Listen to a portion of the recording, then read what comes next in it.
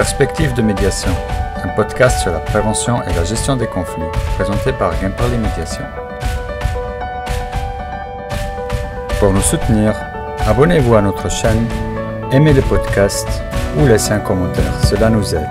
Merci. Bonjour, salut Cynthia. Et bonjour Pascal. Bienvenue dans ce podcast Perspectives de médiation. C'est un podcast sur la médiation et tout autre type mode de gestion de conflits, de prévention de conflits. Ça me fait beaucoup de plaisir que tu sois là, Cynthia. On se connaît depuis pas mal de temps, depuis pas mal d'années. Puis c'est toujours beaucoup de plaisir de travailler avec toi. Et donc ça, c'est un grand plaisir que tu participes à ce podcast. Et en plus, tu es quand même une personnalité par rapport à la médiation en Suisse. Et je pense aussi au-delà. Moi, je te vois surtout par rapport à tout ce que tu fais en Suisse. Tu Merci. participes souvent à des conférences, tu fais beaucoup de publications aussi. Donc, voilà, ça fait toujours plaisir aussi de te lire et de te voir. C'est pour ça que je me disais, tu es vraiment une personnalité aussi pour le podcast. Je pense que tout le monde va avoir du plaisir de t'écouter. Et on va parler un tout petit peu de toi au début, et puis ensuite surtout sur la médiation, l'évolution, un peu l'historique, et puis tout ce qu'on a envie de discuter de façon spontanée, hein, si l'occasion se prête. C'est parfait. Merci beaucoup pour l'invitation et puis pour la formule que je trouve vraiment intéressante et le plaisir de te voir par écran interposé et puis de partager à travers ce podcast. Plaisir partagé, merci beaucoup. Peut-être pour commencer, voilà, tu pourras compléter, mais tu es avocate, tu es médiatrice, tu es installée en tout cas à Lausanne. Je ne sais pas si tu es encore installée ailleurs aussi, mais en fait, au-delà de ces aspects un peu professionnels, sur le plan peut-être un peu personnel, toi, qui est Cynthia Lévy? Alors, Cynthia Lévy, elle se définit professionnellement et puis dans la sphère privée. Professionnellement, tu l'as dit, je suis médiatrice, avocate, je suis aussi formatrice et c'est une partie de mon activité que j'aime beaucoup. Formatrice pour adultes, des formations dans le cadre de la médiation, bien sûr, mais aussi à l'université. Peut-être qu'on y reviendra ultérieurement. Au départ, je suis une avocate de droit belge et cela fait maintenant 15 ans que je suis en Suisse. Ça a été une grande chance pour moi de m'être intéressée très tôt à la médiation parce que c'est quelque chose que j'ai pu d'abord importer et puis développer en Suisse. Je suis maman de 3 enfants, des grands, ça reste des enfants, même si c'est des jeunes adultes. Et souvent, je me dis, quelque part, mes enfants, j'ai dû faire quelque chose de travers, il n'y a personne qui a fait le droit. Et puis en fait, j'en ai un qui est un vétérinaire, donc qui s'occupe du règne animal. J'en ai un second qui est passionné de permaculture et qui s'occupe de la nature qui nous entoure et qui est fraîchement diplômé en master en biologie, en conservation de la nature. Et puis une troisième qui fait la psychologie. Et je Ah, me dis que la constellation est pas mal. Donc, je suis fière de mes 3 enfants. très beau. Et puis, peut-être encore quelque chose de personnel. Je chante le jazz. Je suis Oh, élève à l'école de jazz de Lausanne, à l'EJMA. Et c'est un grand plaisir là, de... tu m'impressionnes. On va organiser un concert. En toute modestie, en toute modestie. Oh, je te demande pas maintenant de chanter, mais ce sera pour le prochain podcast. Une autre occasion. Une autre occasion. Ah, super, merci beaucoup. Et donc ici, voilà, on parle surtout de médiation. Tu es une médiatrice. Tu as dit que tu as participé à importer la médiation. Ça veut dire que tu étais un peu parmi les premières qui est venue avec de Belgique, c'est ça? Parce qu'en fait, Alors, historiquement, ouais. on va y venir peut-être. D'abord, peut-être pourquoi la médiation. Mhm. Et puis, j'ai pas du tout la prétention d'être une des pionnières de la médiation en Suisse, parce que quand je suis arrivée, il y avait déjà des personnes qui travaillaient beaucoup pour promouvoir la médiation dans un cadre où à l'époque c'était le désert total. Ouais. C'est en 2007. Donc, quand je parlais d'importation, je veux dire que c'est quelque chose que j'ai pu prendre avec moi de ma Ah oui, pratique d'accord. Ouais. en Belgique et puis l'amener en Suisse. C'était plutôt dans ce sens-là. Alors pourquoi la médiation? Parce que je dirais que moi, naturellement, je m'inscris beaucoup plus dans une dynamique de recherche d'harmonie, d'apaisement, de recherche de solutions. Euh, Ce qui est un peu paradoxal parce qu'on sait bien que dans le cadre de la médiation, on se met quand même dans la ligne de tir, même si on œuvre pour un apaisement en aidant les personnes qui sont en conflit à trouver des solutions. Donc la médiation, au départ, en tant qu'avocate, la première formation que j'ai faite en médiation, c'était très tôt dans ma carrière parce que ça m'est venu assez naturellement. J'ai trouvé que c'était quelque chose qui était vraiment un plus. Et puis, ça me convenait bien. Je trouvais aussi très gratifiant de pouvoir contribuer à aider les gens à sortir d'une spirale destructrice du conflit. Et je préférais être dans cette posture-là plutôt que de les accompagner dans le combat. Et ça, c'est plutôt le rôle des avocats, même si le rôle des avocats évolue grandement de nos jours. Ce matin, j'avais un couple justement en médiation familiale. Ils sont séparés depuis 6 ans. Ils m'expliquaient que ça fait 14 fois qu'ils avaient été au tribunal, Ouais. et puis qu'ils en avaient vraiment assez et qu'ils avaient envie, ils ne savaient pas très bien comment, mais qu'ils avaient envie de faire autrement. Et on a très très bien travaillé ce matin. Donc tout le bénéfice leur revient. Mais donc c'est possible de changer de dynamique et la médiation, elle sert aussi à ça. Je disais tout à l'heure que j'aime beaucoup enseigner aussi. Ce que j'affectionne particulièrement, c'est quand j'enseigne par exemple à l'Université de Lausanne. Donc j'ai des étudiants qui sont en master en droit. Ils ont dans leur bagage déjà 3-4 années de droit. Et puis, ils arrivent à ce cours de médiation et ils découvrent un autre univers, une autre façon d'utiliser leur pratique et leurs compétences. Et c'est vraiment extraordinaire de voir cette lueur qui s'allume dans leurs yeux, à se dire, mais on peut faire autrement que par la procédure. Et la phrase que j'adore, c'est, mais Madame Lévy, on peut prendre en compte l'humain? Et donc, ça, évidemment, c'est un grand bonheur de pouvoir C'est partager. une vraie prise de conscience. Moi aussi, quand j'ai fait un premier cours de la médiation, c'était aussi waouh, c'est possible. Oui, tout Quand on ne à connaît fait. pas, ça ouvre les yeux, effectivement. Tout à fait. Tu m'avais demandé de réfléchir à une anecdote, quelque chose à partager en lien avec mon parcours. Donc, en venant de la Belgique en 2007, à l'époque, je travaillais dans le domaine de la médiation, je pratiquais la médiation, j'étais aussi assistante à l'Université libre de Bruxelles, donc j'avais déjà ce volet académique et je suis allée courageusement, je dois dire, frapper à la porte du doyen de la faculté de droit de l'Université de Lausanne en disant, mais comment se fait-il qu'il n'y ait pas de cours de médiation à l'Université de Lausanne? Mais il faut se remettre dans le contexte de l'époque. Donc là, on est en 2007-2008. Ouais. La médiation est inconnue au bataillon.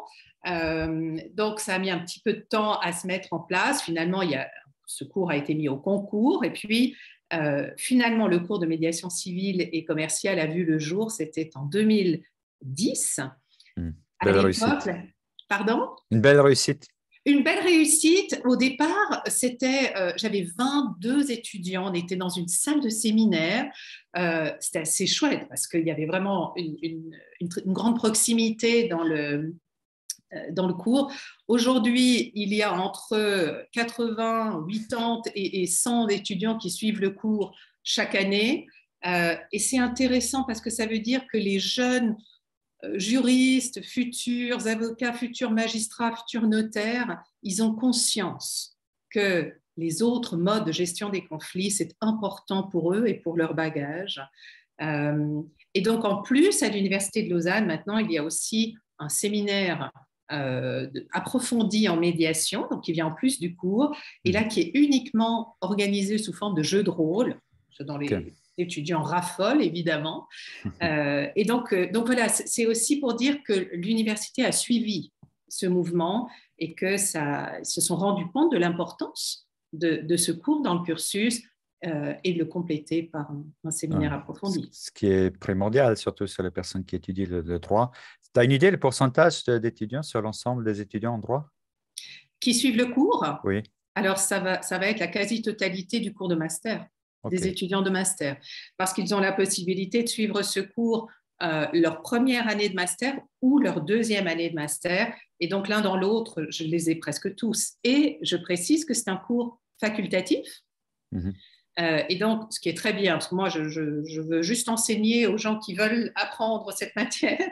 Je n'ai pas du tout envie de forcer les autres. Et donc, ça aussi, ça permet de se rendre compte à quel point il y a eu une évolution Mhm. dans les mentalités et que la jeune génération, mais ils ont ça en eux, c'est intégré, ça leur paraît très naturel que l'on puisse résoudre les conflits de différentes façons. Parfois, la procédure est inévitable. Parfois, le Mhm. combat est nécessaire. Mais dans la plupart des cas, on peut faire autrement et préserver les gens et les aider à Ouais. trouver des solutions. Voilà, tu prêches un convaincu et je pense Je même suis sûre. la plupart des auditeurs et auditrices aussi. Là, je ne sais pas si tu as un chiffre, un pourcentage actuellement de situations civiles qui partent en médiation. Ça doit faire. Moi, j'ai vu pour l'Italie, je crois que ça fait 1%. Si le chiffre est juste, je ne sais plus où j'ai vu, mais j'ai ça en tête. Oui. Je ne sais pas si tu as une idée. Alors, l'ordre judiciaire vaudois ne transmet pas actuellement leurs statistiques parce que, Oh, en fait, les tribunaux n'encodent pas comme ils devraient. dommage. Ça reste entre nous. Ouais. Et donc, leurs statistiques, en fait, ne jouent pas.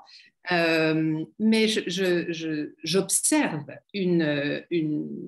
un changement complet dans l'approche et Mhm. dans l'intégration de la médiation dans les cours des tribunaux. Et puis, j'y reviendrai quand on parle peut-être de l'historique.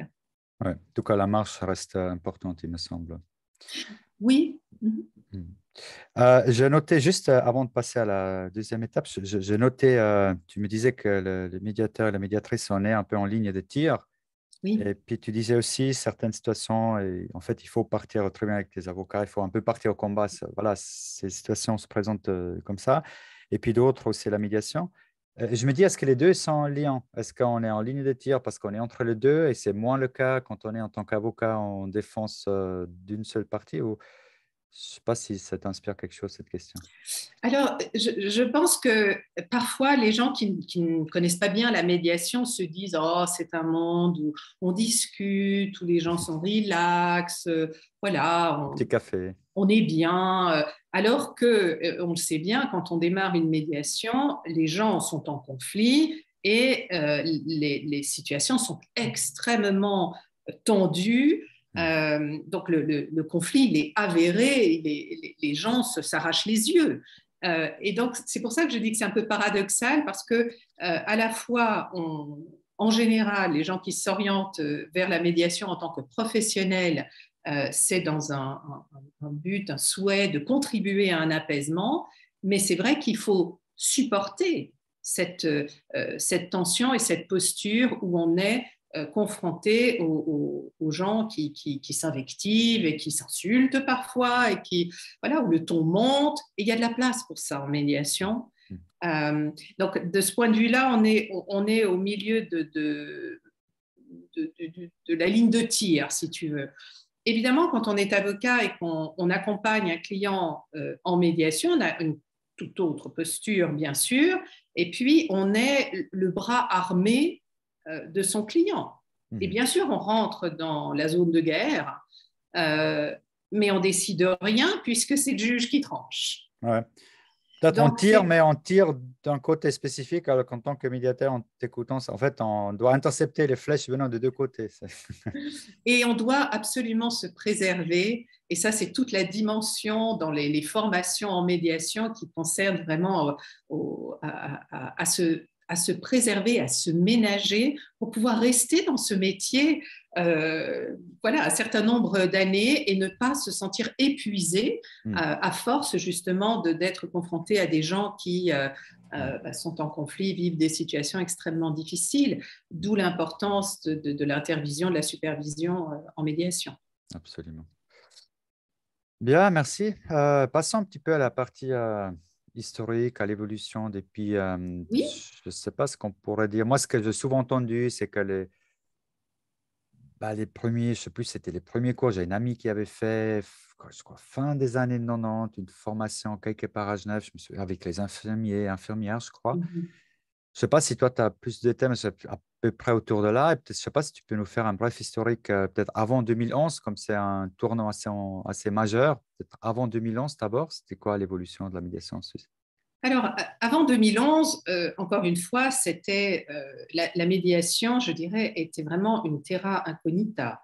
C'est-à-dire Mhm. qu'on regardait ce qui se passait dans les pays voisins. Certains professionnels du monde de la gestion des conflits ou du monde de la thérapie, voire de la magistrature, s'intéressaient à la médiation, mais c'était presque un sujet tabou.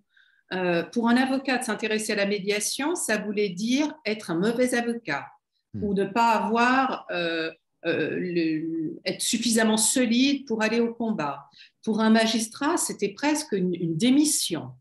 Alors pour les thérapeutes, je ne sais pas très bien comment ça se décline, c'était peut-être plus naturel, mais je me souviens de cette période où on pouvait entendre des magistrats railler la médiation, des avocats dire oh, mais ça c'est du pipeau, c'est n'importe quoi, euh, et que c'était socialement admis.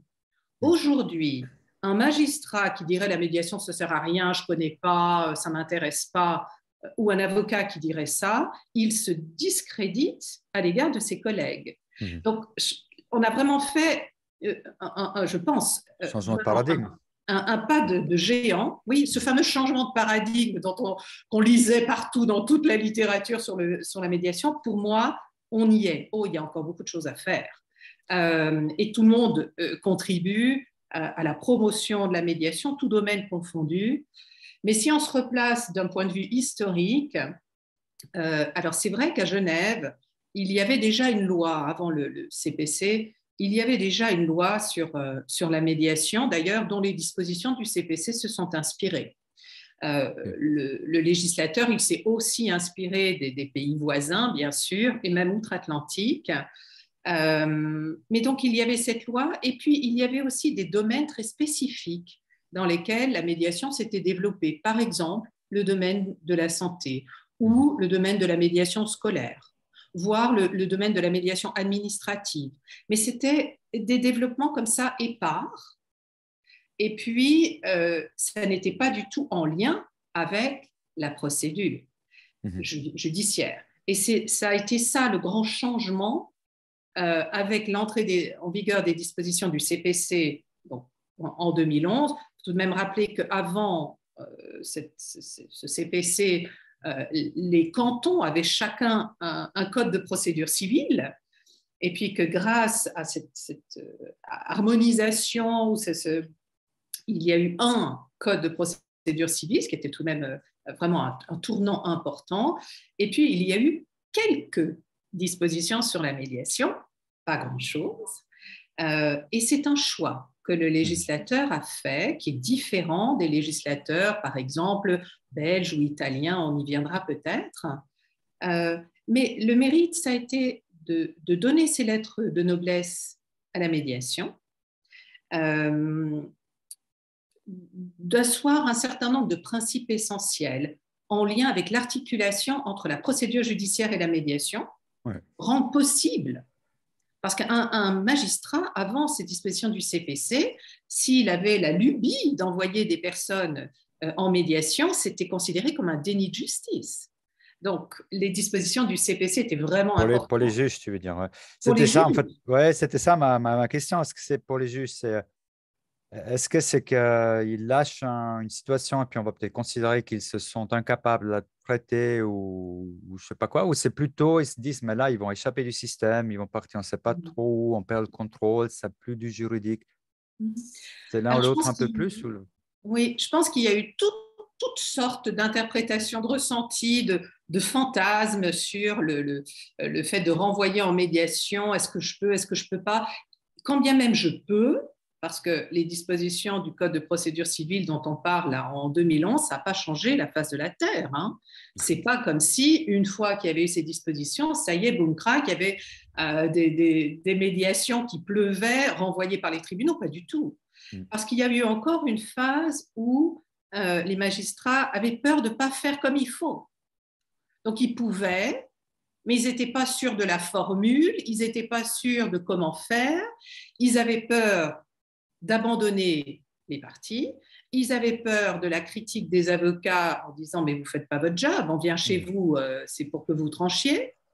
Ça les remettait un petit peu en cause aussi par rapport à leur métier, mais je pense vraiment que de ce point de vue-là, on a énormément évolué, Ce comme qu'on la peut, perception des avocats aussi a complètement évolué. ce qu'on peut dire aussi à leur décharge, c'est qu'au début, au moins, il y avait souvent aussi des médiateurs, médiatrices qui n'étaient pas à niveau et qui renvoient des conventions qui simplement ne tenaient pas la route. Et je pense là, il y avait peut-être ouais, une transition aussi à faire. Je pense qu'elle est réussie aujourd'hui, mais au début, il Oui, fallait aussi se mettre à niveau du côté des médiateurs. oui. Alors, tu sais, on a beaucoup entendu ça, qu'il y avait des conventions qui ne tenaient pas la route, etc. Pour moi, c'est un argument un peu des détracteurs de la Mhm. médiation et qui Mhm. a un peu paralysé les juges et les avocats et le monde de la médiation en disant, oh là là, il y a une question de compétence chez les médiateurs. Mais honnêtement, les magistrats, ils disent la même chose d'un avocat qui rédige une convention, que ce n'est pas un bon juriste qui ne sait pas comment faire. Par rapport, les avocats disent ça entre eux. Donc, ce n'était pas quelque chose de D'accord. spécifique. Et je pense que, alors, il y a peut-être certainement eu un cas ou l'autre, et peut-être ça arrive encore aujourd'hui, hein, des conventions qui sont mal ficelées, mais je pense vraiment pas que c'était ça le critère. Je pense que c'était plus ce changement de mentalité qui devait s'opérer, la sécurité qui était nécessaire pour les magistrats, pour les avocats, pour les clients, de faire ce pas à se dire on va faire autre chose que ce que l'on fait traditionnellement. Et tout Mhm. changement, bah, ça fait peur. Et donc, ça a pris un certain temps. Mhm. Mhm. Euh, je te dis un mot sur les dispositions du Oui, CPC ou s'il te bien plaît, oui. Donc, c'est oui. le tournant majeur 2011.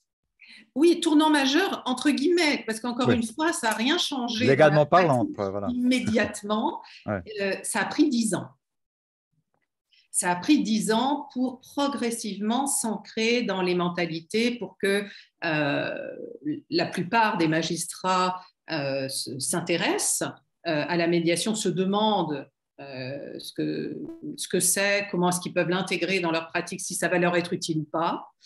Euh, L'intérêt des dispositions du CPC, encore une fois, c'était d'organiser l'articulation entre la procédure judiciaire au stade de la conciliation ou au fond et la médiation. Ça, c'était vraiment l'ancrage. Et puis Mhm. ensuite, des principes clés comme la confidentialité, la liberté d'organiser le processus de médiation, la possibilité, mais uniquement pour les médiations renvoyées par un juge, d'obtenir la ratification de l'accord éventuellement, et puis une disposition sur les frais qui, je l'espère, va évoluer, alors peut-être pas dans le CPC, mais en tout cas dans les dispositions cantonales du canton de Vaud, puisqu'on attend avec impatience l'élargissement de l'assistance judiciaire à la médiation, Mhm. une motion qui a été déposée en 2017 et qui devrait en principe être à bout touchant.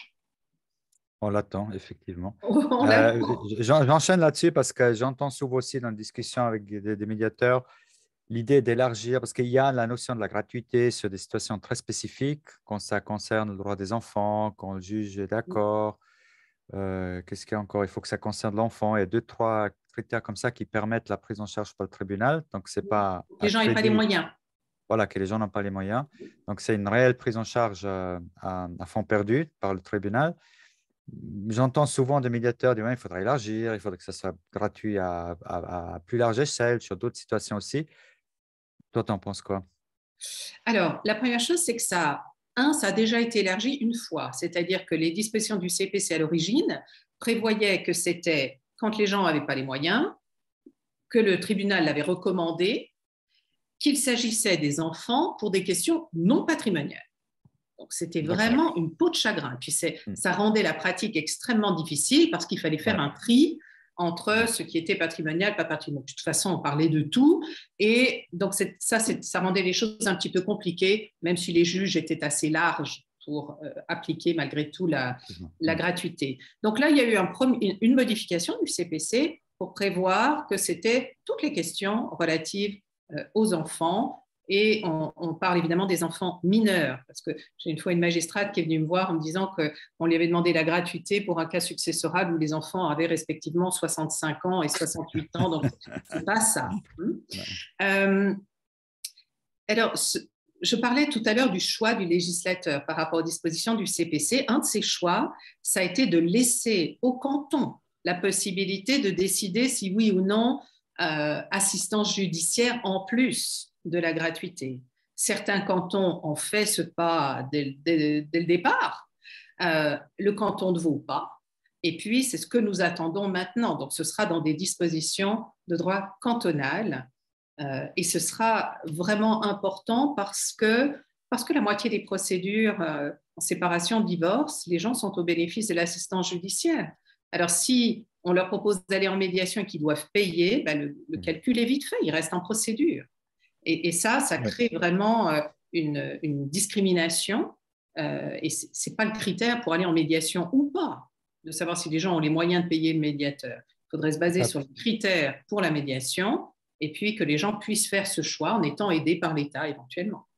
Donc, ça devra augmenter le nombre de médiations dans le domaine spécifique des divorces et certainement d'autres aussi. Donc, l'assistance judiciaire, juste pour que ça soit clair pour tout le monde, donc c'est une prise en charge dans une certaine fourchette, j'imagine, c'est celle qui est déjà pour les médiatrices et médiateurs assermentés, c'est-à-dire entre 150 et 180 francs. L'État prend charge pour le médiateur, ouais, après la moitié par partie en fonction de l'accord. Et donc, mais c'est un crédit en fait, c'est à rembourser à l'État dès qu'on peut.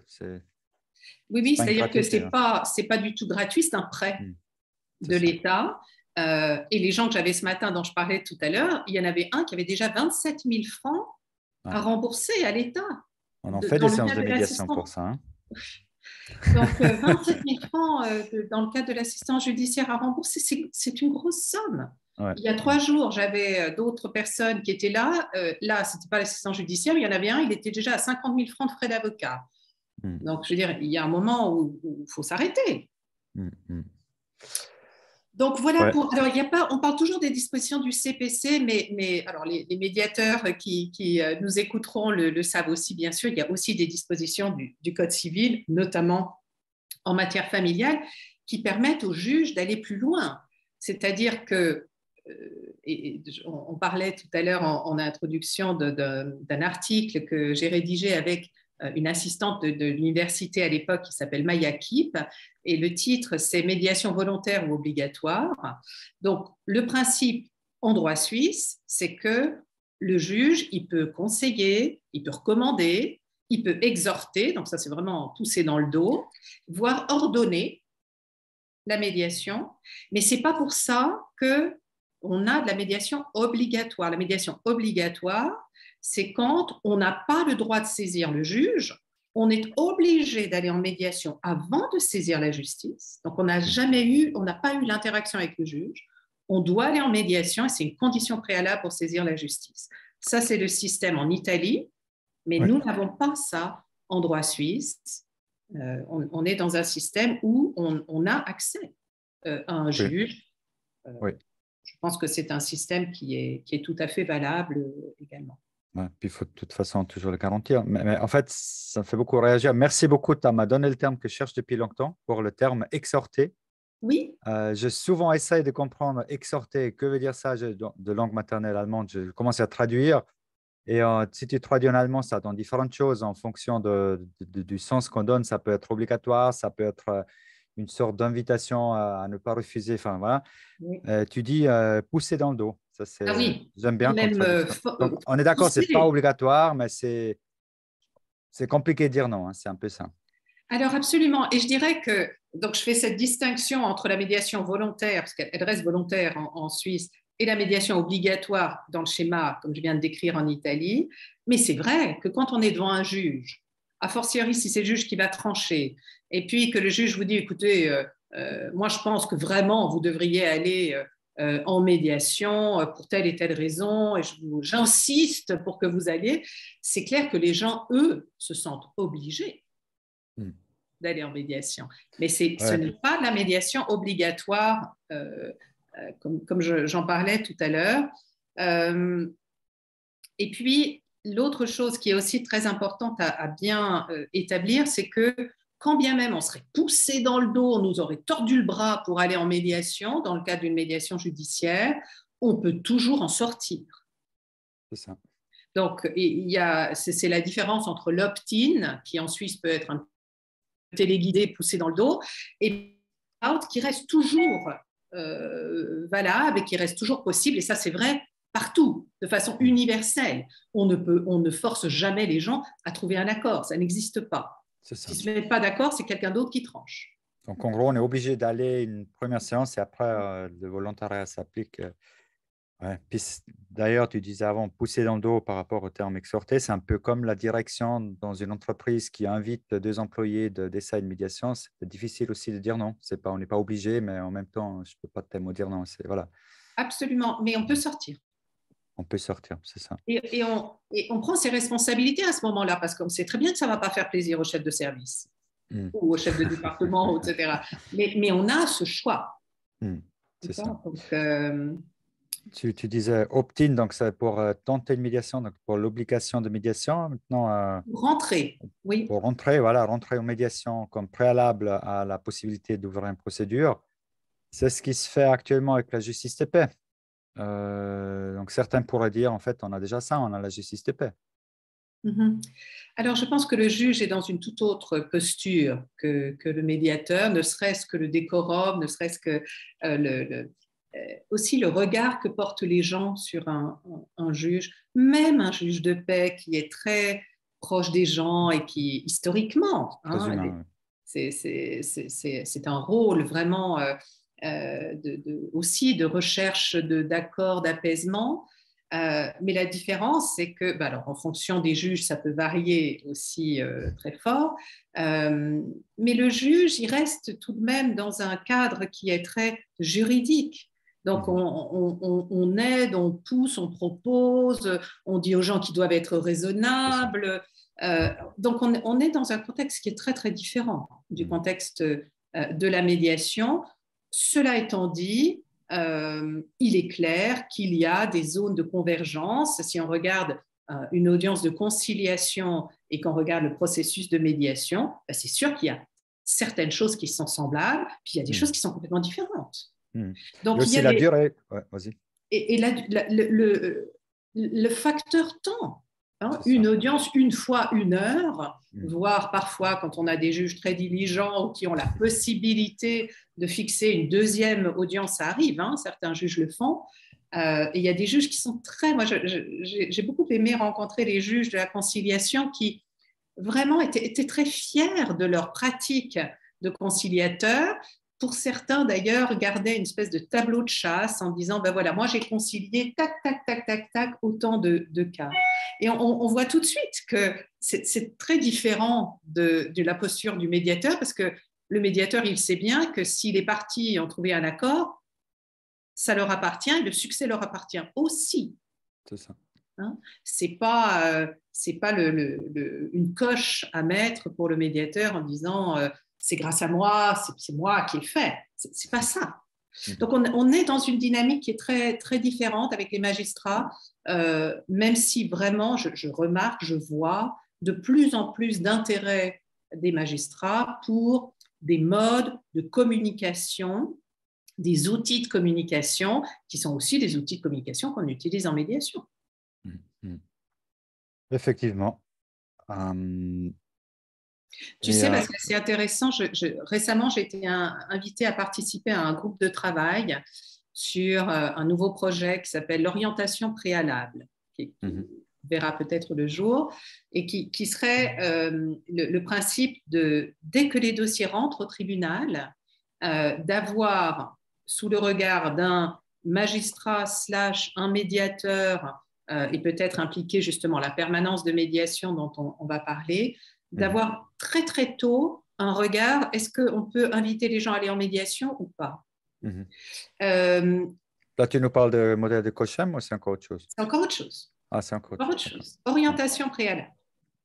Tout domaine confondu, OK. patrimonial, successoral, Tout ce qui est civil. voisinage. Donc ça c'est vraiment un projet, c'est un groupe de travail qui s'est mis en place. Et ce que je voulais dire par rapport à ce groupe de travail, c'est que dans ce groupe de travail, il y a 4 membres de l'ordre judiciaire et puis moi j'interviens comme coordinatrice de la permanence. Sur les 4 membres, il y a une juriste, une greffière, 2 magistrats. Et sur les 4 membres, il y en a 3 qui sont formés à la médiation, en plus de moi. C'est pour dire qu'il y a vraiment un intérêt, quand bien même ces personnes restent dans leur rôle de magistrat, eh bien, ils ont suivi une formation, pour certains vraiment complète, en médiation. Et ça est Sachant devenu, comment on la donne, hein. ouais, c'est peut-être un peu en résumé ce qu'on peut dire de l'évolution depuis 2011, c'est devenu une véritable complémentarité et que de plus en plus ça rentre dans les attitudes, dans les consciences. Oui, ça, en tout cas, moi, je vois une grande. Tu sais, moi, quand j'avais fait ma formation avant, c'était 2010, une formation approfondie, où en gros, on nous disait que c'est juste avant le CPC, mais en gros, de mémoire, on nous disait, mais oublie la loi, on fait justement pas ça. Nous, c'est le contraire, c'est autre chose, c'est notre. C'est vrai au niveau de l'attitude, mais on nous disait carrément, non, la loi, tu n'es pas concerné. Aujourd'hui, j'ai dû faire des formations complémentaires plein parce qu'on doit quand même un peu savoir ce qu'on fait au niveau juridique aussi. Bien sûr. Et on doit comprendre quels sont les enjeux. C'est ça. Même si ensuite la discussion n'a rien à voir avec le juridique. Mais le point de départ, surtout quand il s'agit de médiation judiciaire dont on est en train de parler, parce qu'il y a des tas de médiations qui interviennent alors que les gens ne sont jamais allés au tribunal, hein. Mais ici, dans les dispositions du CPC, ça ne concerne que la médiation judiciaire. Ça aussi, c'est important de le savoir. La médiation judiciaire.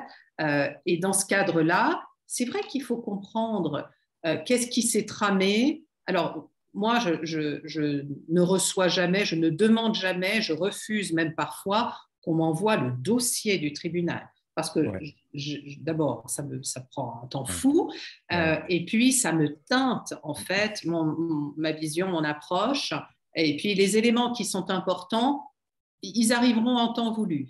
C'est ça, il vaut mieux partir sur une feuille blanche. Oui, mais tu sais, ce que tu disais, je trouve est vraiment important, cet aspect de complémentarité, parce que ça, je trouve qu'on a beaucoup évolué aussi, à la fois les médiateurs, mais aussi les autres corps de métier qui nous entourent, les magistrats, les avocats, etc. Parce qu'il fut un temps où on était un petit peu dans comme une compétition. Mais la conciliation, c'est mieux que la médiation, ou la médiation, c'est mieux que d'être avocat avec son client, etc., d'aller en procédure. Et en fait, je pense que c'est vraiment une erreur d'approche, mais aussi conceptuelle, parce que justement, il y a cette complémentarité. Et qu'il peut être nécessaire parfois pour les gens de passer par la case procédure pour ensuite pouvoir venir en médiation. Et il peut arriver que les gens commencent en médiation et puis pour 1 ou 2 sujets sur lesquels ils n'ont pas pu se mettre d'accord et ils ne veulent pas prendre la responsabilité d'une décision, ils confient ça à la justice. Et donc, cette complémentarité est vraiment importante et je dirais même que la complémentarité, mais aussi la collaboration entre les médiateurs et les magistrats, elle est absolument essentielle. Et cette orientation préalable dont je parlais à l'instant s'inscrit là-dedans. Absolument. Voilà, en parlant de l'évolution dans le domaine, tu as déjà mentionné la permanence, donc une ou la force motrice, la permanence de médiation dans les tribunaux vaudois. Est-ce que tu peux nous dire un petit peu l'origine, que fait la permanence, à quoi ça sert? Absolument. Alors, en fait, c'est en lien avec les dispositions du CPC. Le point de départ, il y avait un groupe de travail qui était justement constitué pour réfléchir à comment promouvoir la médiation. Et ce groupe de travail était composé à la fois de magistrats, d'avocats, de médiateurs, de représentants d'associations de médiation, etc. Et puis, il y avait plusieurs projets qui avaient été envisagés.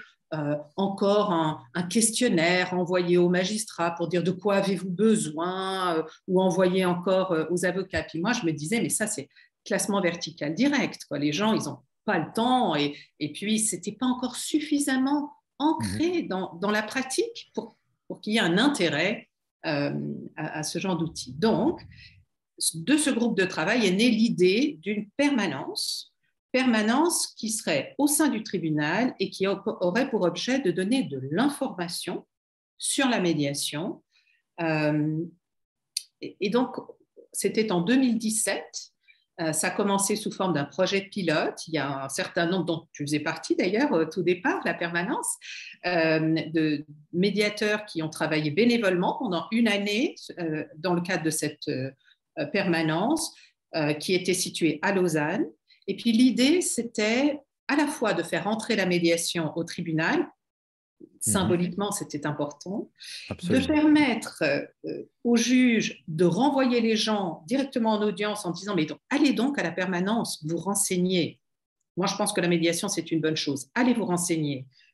Et puis obtenez aussi des noms de médiateurs, ça c'était la formule, c'était gratuit, ça l'est toujours pour les justiciables qui veulent se renseigner. Et puis donc ça a duré une année. Au bout de cette année, on avait des statistiques sur la fréquentation de la permanence. Et à ce moment-là, l'ordre judiciaire vaudois a décidé qu'il voulait promouvoir la médiation au sein des tribunaux et donc pérenniser et financer la permanence de médiation. Et donc, on s'est organisé à ce moment-là un petit peu différemment. C'est devenu une matinée plutôt qu'une journée complète. C'était toujours localisé à Lausanne. Mais la formule était la même, information sur la médiation et donner des noms de médiateurs. Et puis la dernière évolution, c'est en 2021, lorsque, toujours à l'initiative du tribunal cantonal, on a en fait ouvert des permanences dans les différents tribunaux d'arrondissement. Donc aujourd'hui, il y a une permanence à Lausanne, il y en a une à Nyon, il y en a une à Yverdon et il y en a une à Vevey, donc au sein des tribunaux d'arrondissement. Et donc, au niveau de la permanence, ça a nécessité de constituer des équipes dans ces différents tribunaux pour permettre d'accueillir les personnes et de les renseigner sur la médiation et de leur donner des noms de médiateurs aussi proches géographiquement des gens. Parce que si on est à Vevey, on n'a peut-être pas envie d'aller chez un médiateur qui se trouve sur les Hauts de Lausanne. Donc, c'était important aussi d'être proche des gens et de pouvoir renseigner vraiment les personnes par rapport à la permanence. Et aujourd'hui, on se pose la question de savoir comment va évoluer la permanence. Je pense que la permanence a été un facteur vraiment qui a contribué à la présence de la médiation au sein des tribunaux et pour les magistrats vraiment de s'intéresser à la médiation. Ouais. Et puis aujourd'hui, notamment dans ce projet d'orientation préalable, on se demande comment les médiateurs de la permanence peuvent contribuer peut-être aussi à ce projet. Donc au niveau de l'évolution, il y a, je ne sais pas sur quel plan tu vas, encore d'autres évolutions possibles au niveau. C'est vrai que c'est une matinée, je comprends que ça a été diminué d'une journée à une matinée. En fait, là où je vois un défi, c'est au niveau du matchmaking. C'est vrai qu'il faut que la personne soit là, la bonne demi-journée pour pouvoir aller à la permanence. Je me souviens aussi qu'il y a des gens qui sont venus exprès parce qu'ils savaient que c'était le mardi matin qu'il y a la permanence. Après, peut-être des gens qui sont là le vendredi et puis qu'ils ne vont pas revenir le mardi. Après, il y a aussi par rapport à que ce soit dans l'esprit des magistrats, comme tu l'as bien dit, je pense où est l'évolution possible? Alors, il y a déjà eu dans la pratique de la permanence, c'était intéressant, c'est un peu le principe de la crêpe Suzette. Donc, ça a commencé par une erreur, en fait, d'un magistrat qui justement siégeait un vendredi et puis qui s'est dit non, mais moi, je vais renvoyer ces gens vers la permanence de médiation. Qui n'était pas là. Je trouve qu'il n'y avait pas. Mais donc, en fait, les gens sont venus à la permanence le mardi suivant. Et on s'est dit, mais pourquoi pas? C'est une très bonne chose que les magistrats, quel que soit le jour où il y a une audience, puissent renvoyer vers la permanence le jour où elle est. Et si au tribunal d'arrondissement de Lausanne, par exemple, il y a des gens qui sont plutôt qui habitent plutôt du côté de Nyon, de pouvoir aller à la permanence de Nyon, pourquoi pas. Ouais. Donc ça a été une première évolution. La deuxième évolution, ça a été de permettre à tous les justiciables, donc toute personne qui est impliqué dans un conflit, qui se demande comment le résoudre, indépendamment d'une procédure en cours, de pouvoir venir se renseigner à la permanence. Les personnes, les associations, ça a été complètement ouvert et on peut venir sans rendez-vous. Et la troisième évolution, alors ça, elle est toute récente. Tu te souviendras qu'on avait une feuille de liaison entre le magistrat et le médiateur de la permanence, Oui. qui permet au magistrat de dire, ben voilà, moi je vous renvoie telle et telle personne dans tel et tel dossier, voilà où on en est dans la procédure, et puis je renvoie vers la permanence. Et bien maintenant, le magistrat a aussi la possibilité, si les gens sont d'accord, de mettre dans le bon de liaison les coordonnées téléphoniques des personnes qui demandent que le médiateur de la permanence les contacte. Ok. Ah, et donc, ils ne doivent sûr. pas se redéplacer encore une fois. Si ce n'est pas le jour de la permanence, ils peuvent être contactés téléphoniquement par le médiateur de permanence, ce qui est intéressant. Et plusieurs magistrats, c'est tout récent, ça date de cet été, plusieurs magistrats ont déjà fait usage de cette faculté. Ok, ah, c'est super. C'est une belle évolution. Ça ouvre les canaux de transmission. C'est bien. C'est bien. D'autres domaines, on avait imaginé peut-être parler, je ne sais pas, d'autres institutions. Il y a de l'Office des bourses propose des médiations. On a parlé un peu aussi dans la discussion avant le podcast, la pratique des avocats. Il y a des avocats qui pratiquent les deux. Il y en a qui ne veulent pas pratiquer les deux, soit des médiations et le travail de l'avocat. Il y en a qui pratiquent le droit collaboratif. Il y en a qui le font exclusivement le droit collaboratif. Vraiment, il y a toute une panoplie. Je trouve ça très beau qui se développe. Et puis, c'est vraiment l'offre s'élargit. Je ne sais pas si tu as un avis là-dessus, une idée d'évolution possible. Est-ce que c'est bien déjà que ça s'éparpille un petit peu? Je disais que c'est bien, mais peut-être c'est pas bien. Enfin... Alors moi, je pense que c'est très, très bien. Et en lien avec ce qu'on a dit tout à l'heure, il n'y a pas de compétition entre ces différents modes. Plus il y a de modes de résolution amiable sur le marché, mieux c'est pour les gens. Plus on peut aider les gens, quelle que soit la façon, quel que soit le cadre, le professionnel ou le titre, mieux c'est. Parce qu'on contribue à la paix sociale. Donc, je trouve très intéressant le développement du droit collaboratif chez les avocats. C'est aussi quelque part une conscience qu'un avocat peut travailler différemment. Parfois, on perçoit mal. Tu penses que le droit collaboratif, c'est suffisamment connu, ou il faut le définir? Alors, on a fait un podcast là-dessus avec Sandrine Chiavazza, qui est présidente, Parfait. en tout cas à l'époque, je pense qu'elle est toujours, de l'Association pour le droit collaboratif. Parfait. Dis en 2-3 mots, parce que je pense que tout le monde n'a peut-être pas eu l'occasion de l'écouter. Oui, donc le droit collaboratif, il se pratique par des avocats qui ont une formation spécifique et qui, en invitant leurs clients respectifs à entrer dans un processus collaboratif, s'engagent à les aider, les coacher, les assister pour trouver une solution amiable et surtout s'engagent à ne pas les accompagner au tribunal ultérieurement s'ils n'ont pas trouvé une solution amiable. Donc, et alors, parfois, quand on compare ce rôle de l'avocat collaboratif avec le rôle de l'avocat qui accompagnerait son client en médiation, parfois, les gens ont l'impression que la médiation, c'est quand même beaucoup plus différent, puis ça demande vraiment un effort beaucoup plus important pour l'avocat. Et en fait, quand on y regarde de plus près, on se rend compte que le rôle de l'avocat en médiation est certes différent du rôle de l'avocat au tribunal, ça, je n'ai pas besoin de faire un dessin, tout le monde comprend, mais on reste dans une posture de défense des intérêts de son client.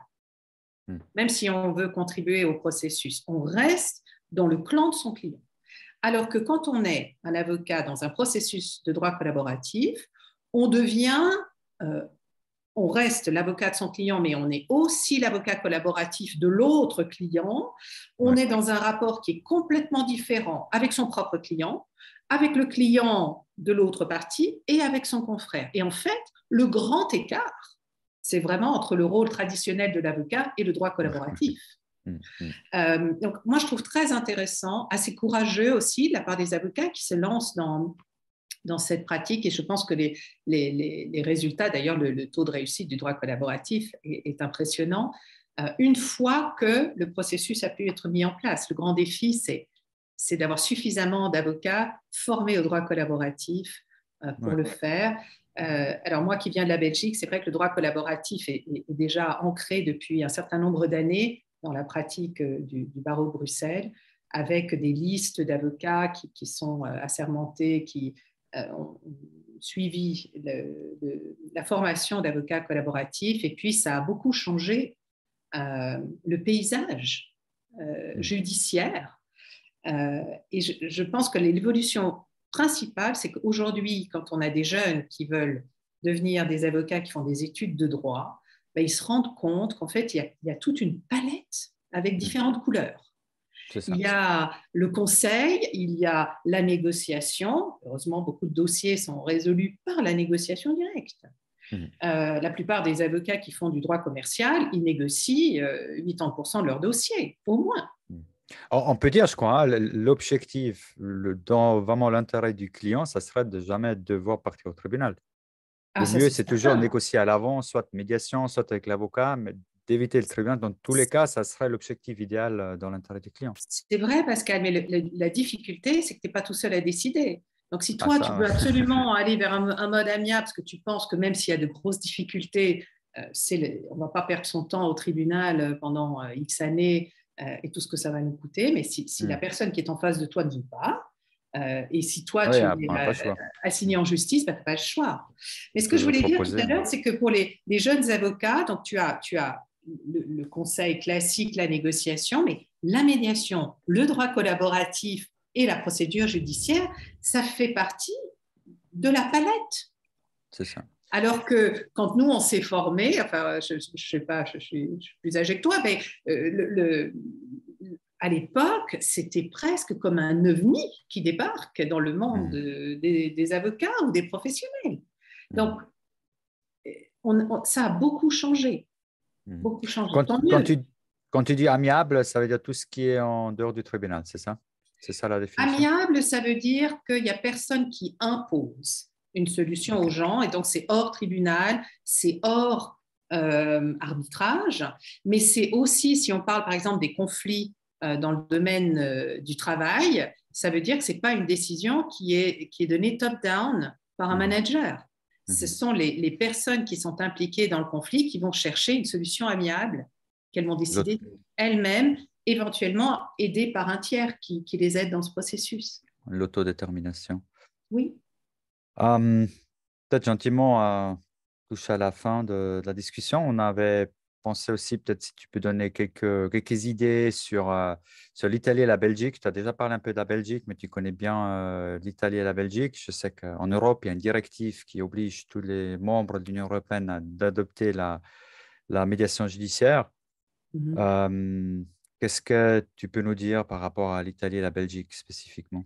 Oui, c'était plutôt que de partir dans du droit européen, ce que je voulais dire, c'est qu'il y a des choix qui sont faits par les législateurs dans les différents pays. Et puis que la Suisse, comment est-ce qu'on voit la Suisse par rapport à ces autres pays? Si je compare avec l'Italie qui est allée beaucoup plus loin en mettant en place la médiation obligatoire, et l'impossibilité de saisir un juge tant qu'on n'a pas fait une médiation, ça c'est… En France aussi, ils ont ça maintenant pour certains litiges. Pour certains litiges, oui. En Italie aussi, certains litiges, mais c'est quand même très vaste. En Belgique, le choix du législateur a été différent, c'est-à-dire que plus large quand même qu'en droit suisse, c'est-à-dire que la loi, il y avait déjà une loi en 2002 en Belgique sur la médiation familiale. Après, en 2005, il y a eu une loi sur la médiation familiale, commerciale et relations du travail. Et le choix du législateur, ça a été de légiférer sur la médiation judiciaire, quand il y a un renvoi par un juge, mais aussi la médiation non judiciaire, notamment en lien avec l'interruption du délai de prescription, en lien avec la confidentialité qui s'applique aussi à la médiation non judiciaire. Et donc, le législateur belge a organisé les choses de façon plus large et aussi toute une série de choses qui ont été laissées à la discrétion des cantons en droit suisse, notamment le financement ou la formation connaissance, formation des médiateurs, eh bien ça a été légiféré au niveau fédéral en Belgique. Donc, une autre approche avec une modification toute récente, non, ça fait quand même une bonne année, du droit belge, qui permet aux juges d'imposer la médiation. Et la seule exception, c'est si toutes les personnes ne sont pas d'accord. Ça veut dire que s'il y a 4 personnes qui sont impliquées dans un conflit, il faut, et que le juge considère qu'il devrait aller en médiation, il faudrait que les 4 disent on n'en veut pas. S'il y en a 3 qui disent on n'en veut pas et une qui dit mais si, c'est une bonne idée, le juge peut l'ordonner. Ok. Donc, c'est encore une autre formule. Intéressant. Et l'intérêt de cette nouvelle loi, donc code judiciaire belge, c'est d'avoir inséré le droit collaboratif dans la loi. Ok. Et puis tu parlais du délai de prescription, donc c'est en fait ce que ça veut dire, dès qu'on entre en médiation, les délais ne courent plus ou comme un peu au tribunal? Alors, le droit belge prévoit un système de suspension du délai de prescription une fois que le protocole de médiation est signé et prévoit que le délai redémarre lorsque la médiation s'arrête. C'est-à-dire que le consentement à la médiation suffit? Pardon? Le consentement à la médiation suffit? Oui, il y a un formalisme qui consiste à rédiger un contrat, si tu veux, comme un contrat d'engagement à la médiation, qu'en droit belge on appelle un protocole de médiation, qui doit réunir un certain nombre de critères. Une fois que ce document existe et signé par les parties, il y a suspension du délai de prescription. Ok, wow. Ok. Ça c'est une belle nouveauté. C'est encore différent chez nous. On a une interruption du délai de prescription uniquement parce qu'on est rentré dans l'appareil judiciaire. Mais le droit suisse prévoit, alors ça devient un peu technique, mais prévoit tout de même que les parties peuvent, de commun accord, suspendre, renoncer à se prévaloir du délai de prescription. Ça peut se faire dans une médiation, et puis dans le cadre de la médiation, on se met d'accord de signer un tel document. Et puis, ouais. Ça peut, mais moi j'ai toujours une difficulté par rapport à ça, c'est qu'on veut toujours, quand on entre dans la médiation, moi je fais très attention à avoir des contrats les plus simples possibles pour sortir de tout ce qui est juridique et judiciaire. Alors si je commence à insérer dans mes contrats le délai de prescription, toutes les dispositions concernant tel ou tel article qui s'applique à la médiation, je trouve qu'on ne va pas dans le bon sens. Ouais. Moi, je voulais dire surtout si c'est un sujet où la prescription est importante, on peut, dans commun accord, dans le cadre de la médiation, signer pour dire, OK, là, on enlève cette pression-là, on signe ensemble. Après, je ne sais pas s'il faut faire ratifier ou quelque chose, mais on peut le faire dans le cadre d'une médiation. On peut le faire conventionnellement. Voilà. Et ça veut dire, en général, ça se fait quand on fait par exemple une médiation commerciale avec des clients qui sont des clients sophistiqués, qui ont des avocats qui sont bien informés et qui prévoient dans le contrat avec le médiateur qu'il y aura une renonciation à se prévaloir du délai de prescription parce que sinon, ils se mettent en danger. Mais cela dit, le délai de prescription, ce n'est pas une problématique dans tous les dossiers non plus. Hein. C'est clair. Ouais. Voilà. Plutôt parfois, mais en fait, le point peut-être, je ne sais pas si tu as ce que tu peux dire là-dessus, il y a peut-être parfois un risque. Je pense aux héritages, si c'est une médiation où le médiateur, la médiatrice ne connaît pas la loi justement, et puis je ne sais pas, il y a un délai de 3 mois, je crois, pour accepter un héritage ou quelque chose comme ça.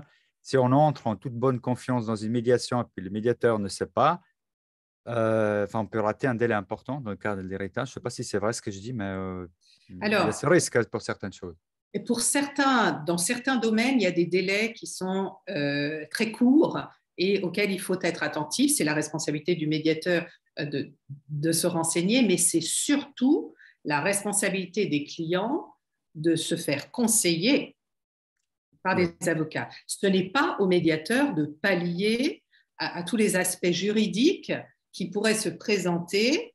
On ne peut pas mettre sur le dos du médiateur, par exemple, la responsabilité de toute l'incidence fiscale de tel ou tel accord. C'est la responsabilité des parties de se renseigner auprès de spécialistes de ces domaines-là. La responsabilité du médiateur, pour moi, c'est d'inviter les parties à se renseigner. Lorsqu'il sait ou elle sait qu'il y a des questions spécifiques et qu'il y a des enjeux importants en matière de délai, par exemple, ou d'incidence financière, fiscale ou autre. D'où encore une fois l'importance de la complémentarité, de travailler Complètement. ensemble. Et que les médiateurs puissent travailler aussi en bonne intelligence et en confiance avec, dans certains dossiers, les avocats des parties.